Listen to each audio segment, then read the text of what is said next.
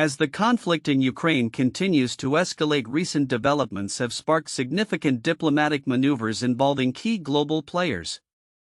With the war now nearing its third anniversary, the urgency for a resolution has led to a series of high-stakes discussions.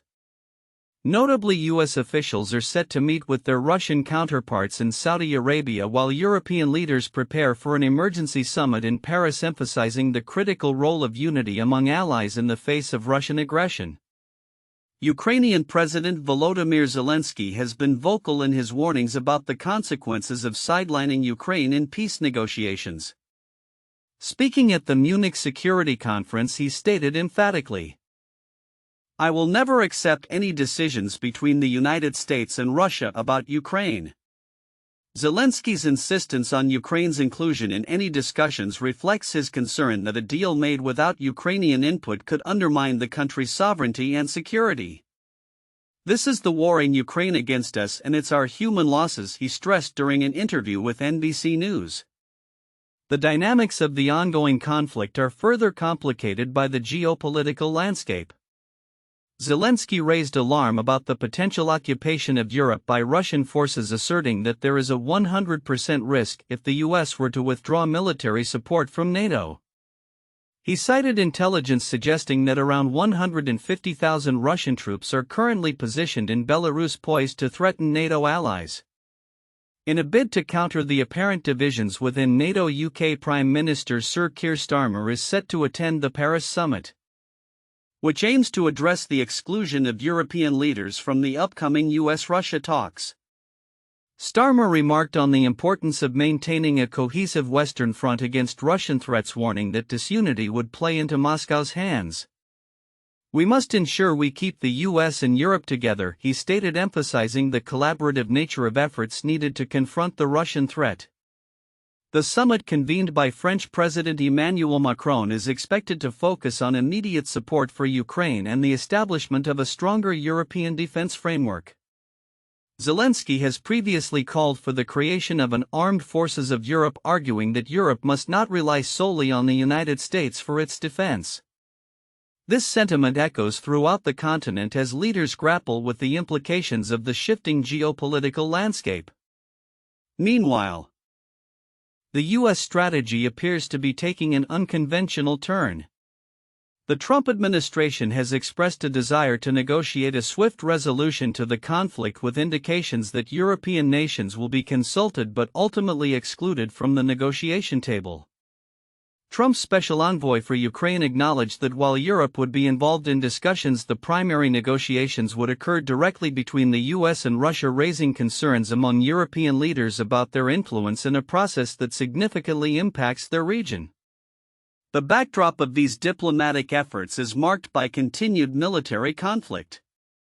Recent reports indicate that Russia launched a significant drone assault on Ukraine, deploying 143 drones in a single night, of which Ukrainian forces successfully intercepted many. Such military actions underscore the urgency of the peace talks, as ongoing hostilities add layers of difficulty to already complex negotiations. As the U.S. and Russia prepare for discussions in Saudi Arabia, the focus remains on finding a path to peace, albeit one fraught with challenges. The outcomes of these talks could define the future of not just Ukraine but also the broader European security landscape. The importance of unity among Western allies has never been clearer, as Zelensky and European leaders push back against any attempts to negotiate a settlement that excludes their voices. As this situation unfolds, the implications for global security and diplomatic relations will be closely monitored, particularly as the war in Ukraine continues to reshape international alliances. In the ongoing conflict between Russia and Ukraine, the dynamics of warfare are shifting, with both nations adapting their strategies in response to changing circumstances. Recent developments indicate a notable escalation in military activities and diplomatic maneuvers, particularly highlighted by Ukrainian President Volodymyr Zelensky's urgent warnings and the evolving military tactics employed by Ukrainian forces. On February 15, 2025. During the Munich Security Conference, Zelensky raised concerns regarding Russian President Vladimir Putin's possible attempts to marginalize Ukraine from peace negotiations, aiming instead for direct talks with the United States. Zelensky's assertion that Putin seeks to frame himself as a victor in negotiations with U.S. President Donald Trump underscores the geopolitical stakes involved. "I will never accept any decisions between the U.S. and Russia about Ukraine," Zelensky emphasized, asserting the necessity for Ukraine's voice in determining its future. He expressed hope that Trump could leverage his influence to push for meaningful negotiations, but insisted that any discussions must include Ukraine. Amid these diplomatic tensions, Ukrainian and U.S. officials are preparing for upcoming peace negotiations, with the U.S. aiming to engage all parties within a 180-day timeframe. Zelensky has reiterated his position that Russian forces must withdraw to pre-invasion lines as a prerequisite for any peace discussions. Meanwhile, U.S. Special Representative for Russia and Ukraine Keith Kellogg indicated that though European states may not have a direct seat at the negotiation table, their perspectives would be considered. In parallel, Ukraine is bolstering its defense capabilities through innovative partnerships and technology. On the same day as Zelensky's remarks, Ukraine's state-owned defense enterprise Ukroboronprom announced a joint venture with French defense firm Thales International SAS.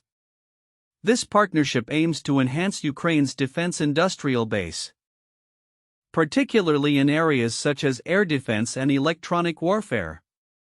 Ukrainian Defense Minister Rustem Umerov has been actively engaging with European defense firms to secure additional military support and explore joint production of key military assets. Furthermore, Ukrainian forces have recently demonstrated an enhanced operational capacity, particularly in the Pokrovsk region, where they have successfully counterattacked against Russian forces. Reports suggest that Russian advances in this area have slowed, attributed to significant personnel losses and a more robust Ukrainian defense underscored by intensified drone operations. The effectiveness of these operations is evident as Ukrainian drones have been instrumental in striking Russian positions, thereby disrupting their supply lines. Conversely, the Kremlin continues to disseminate narratives aimed at undermining Zelensky's legitimacy. In a recent interview, Viktor Medvedchuk, a Kremlin ally, reiterated claims that Zelensky lacks the authority to engage in peace talks due to his alleged illegitimacy. This rhetoric aligns with Russia's broader strategy to frame itself as a central player in negotiations while sidelining Ukraine's agency. The conflict's escalation is further compounded by the ongoing drone warfare, with Ukrainian air defenses reportedly destroying 95 out of 143 Russian drones launched in a recent assault. This incident underscores the persistent threat posed by Russian aerial operations and the effectiveness of Ukraine's defensive measures. As the situation continues to evolve, the geopolitical ramifications remain significant. The interplay between military actions on the ground and the ongoing diplomatic negotiations will likely shape the future of the conflict. Observers are keenly watching for the outcomes of the upcoming U.S. Russia talks in Saudi Arabia, as well as European leaders' emergency meetings to address the crisis. The coming weeks will be critical in determining not only the trajectory of the conflict but also the broader implications for regional security and international relations. As both sides prepare for potential negotiations, the insistence on including Ukraine in discussions is paramount to achieving a sustainable resolution to the ongoing war. In a dramatic turn of events at the Munich Security Conference, the U.S. political landscape appears to be shifting towards an alignment with Russia, raising alarm among European leaders and analysts. This shift could empower President Vladimir Putin's long-held ambition to reshape the balance of power in Europe, an objective he first articulated nearly 2 decades ago. At the conference, remarks from key figures in President Trump's administration, including Defense Secretary Pete Hegseth and Vice President J.D. Vance, suggested a potential pivot away from traditional U.S. alliances in Europe. Hegseth is warning to European leaders that they should not take U.S. support for granted, coupled with Vance's assertion that Europe itself could be viewed as an adversary, has sparked fears of a significant realignment in international relations. Vance's comments specifically targeted European nations for their alleged suppression of far-right political movements, which he insinuated could be seen as undemocratic. He stated, "If you're running in fear of your own voters, there is nothing America can do for you," reflecting a startling shift in U.S. rhetoric that could undermine decades of transatlantic cooperation. Andrew S. Weiss, a vice president at the Carnegie Endowment for International Peace, pointed out the historical context of Putin's ambitions. He noted that since the Cold War, the Kremlin has sought to diminish U.S. influence in Europe, and the current American administration may provide an unprecedented opportunity for Putin to achieve this. The implications of such a shift could be far-reaching, potentially granting Moscow a strategic advantage over its European neighbors. The U.S. military presence in Europe has long been a stabilizing force underpinning the peace experienced in the region since World War II. However, the rhetoric from the Trump administration raises questions about the future of this presence. Vance's speech in particular suggested a willingness to allow far-right parties, some reportedly bolstered by Russian support, to gain a foothold in European politics. This aligns with Moscow's long-term strategy of sowing discord among its Western adversaries by exploiting existing political divides. Natalie Tocci, director of the Institute for International Affairs in Rome, interpreted Vance's remarks as a direct threat to the European Union, which both far-right movements and the Kremlin have sought to weaken or dismantle. She described the rhetoric as a deliberate assault on European democracy, echoing tactics often employed by Russia to create division. Putin's vision of a restructured European security framework, first articulated during his infamous speech in Munich in 2007, seems closer to fruition than ever. His narrative positions the West as a threat to Russia, and he has framed the conflict in Ukraine as part of a broader struggle against Western values. Analysts suggest that the current U.S. administration might be moving towards an arrangement with Russia that could further isolate Europe, which remains preoccupied with its own leadership crises. The situation is further complicated by the ongoing conflict in Ukraine, where U.S. Russia negotiations are set to begin. How far Trump's administration will go in accommodating Putin remains uncertain. However, the Kremlin has already begun to reap rewards from the new U.S. approach, having seen the weakening of U.S. foreign aid efforts and the rise of officials within the Trump administration who echo Kremlin narratives. European leaders are understandably anxious as they perceive this moment as one of heightened vulnerability. Tocci remarked, "If ultimately what you are trying to do is destroy this project, the EU, this is the moment to do it." With crucial negotiations on the horizon, the stakes have never been higher for the transatlantic alliance, and the potential for a radical reconfiguration of power in Europe looms large. As the situation develops, the coming weeks will be critical in determining whether the U.S. will continue to pivot towards Russia or reaffirm its commitments to its European allies.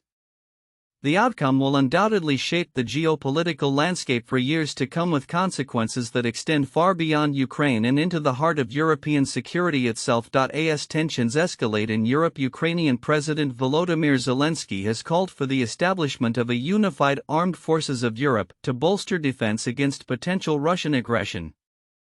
This urgent plea comes at a significant moment within the context of changing U.S. foreign policy under the Trump administration, which has shifted away from the robust support previously extended to Ukraine during the Biden era.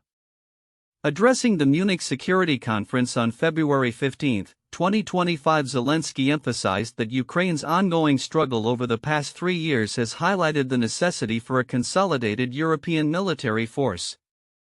He stated, "I really believe that time has come.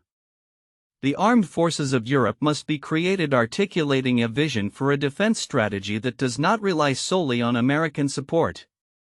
His remarks underscore a growing anxiety that the U.S. may be reconsidering its commitment to European security, especially in light of recent talks between Trump and Russian President Vladimir Putin, which appeared to marginalize Ukrainian interests. The Ukrainian president's comments come against the backdrop of a significant shift in U.S. foreign policy, as Trump expressed intentions to negotiate peace with Russia without directly involving Ukraine, a notion that Zelensky vehemently opposed. Ukraine will never accept deals made behind our backs without our involvement, he asserted, reflecting a broader concern that European security could be compromised in the absence of strong transatlantic ties. In a pointed criticism, Zelensky remarked, "The old days are over when America supported Europe just because it always had, indicating that Europe must take greater responsibility for its defense." During the conference, U.S. Vice President J.D. Vance reinforced the need for European nations to enhance their defense spending, suggesting that NATO allies should contribute at least 5% of their GDP towards security. Vance's stance seemed to resonate with Zelensky's call for a more proactive European military initiative. However, the response from European leaders has been mixed, with German Chancellor Olaf Scholz acknowledging the need for increased support but cautioning against unrealistic spending expectations due to existing budgetary constraints. While Zelensky seeks greater military and economic backing from the European Union, he is also navigating the complex dynamics of U.S. politics. In an exclusive interview with NBC News, he expressed his determination that any peace negotiation must include Ukraine at the table, reiterating, "I will never accept any decisions between the United States and Russia about Ukraine, never." He further warned that any reduction in U.S. commitment to NATO could embolden Russian expansionism, posing a direct threat to Eastern European countries like Poland and Lithuania. Amid these geopolitical tensions, Zelensky and the Trump administration have also discussed potential economic partnerships, particularly concerning Ukraine's vast reserves of rare earth minerals. However, Zelensky has been cautious, rejecting a U.S. proposal that he deemed too one-sided and lacking adequate security guarantees for Ukraine.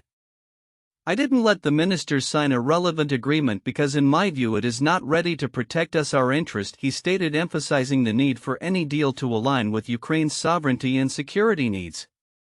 The stakes for Zelensky are high, as he seeks to maintain Ukraine's territorial integrity while simultaneously lobbying for continued U.S. support amidst shifting political winds.